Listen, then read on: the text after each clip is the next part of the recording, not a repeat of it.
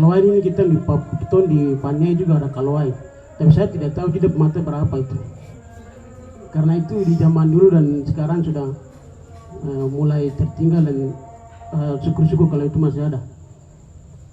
Terus untuk teman-teman bagaimana mendirikan media kalawai ini, saya pikir itu sesuatu yang sangat berani.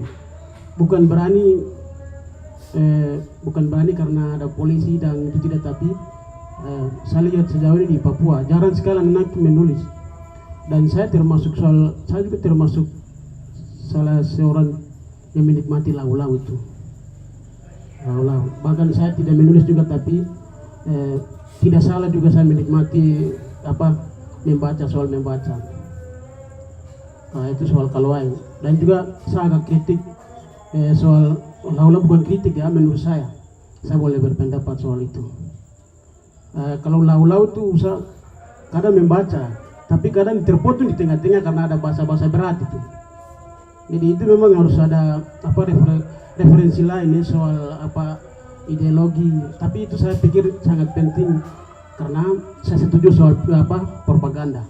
Tapi ini bukan propaganda soal yang buruk, tetapi untuk kita. Dan saya pikir itu bisa dipahami teman-teman. Misalnya soal menulis tadi, teman perempuan bilang menulis adalah senjata tetapi masalahnya kita tidak menulis begitu. Misalnya saya sendiri ini, saya salah karena setiap hari saya punya aktivitas pagi sampai sore saya tidak menulis. Itu kesalahan besar untuk saya, karena orang melihat dunia Papua ini bisa dari saya begitu. Jadi saya melihat soal menulis dari hal-hal kecil begitu. Bagaimana saya menulis soal apa yang saya rasakan secara pribadi begitu.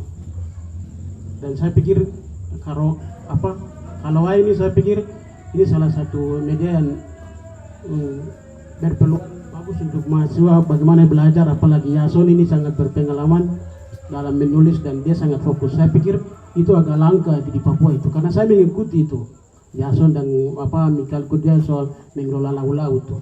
Tapi soal perspektif saya ini, itu bisa berpendapat atau bisa. Jadi saya pikir ini momen yang paling pas untuk mahasiswa yang baru di Papua ini untuk belajar menulis. Belajar menulis itu bukan kita harus menulis soal karya ilmiah yang berat-berat, tapi mulai belajar dari bagaimana kita menceritakan pagi itu, bagaimana saya merasa saat saya naik taksi, angkot.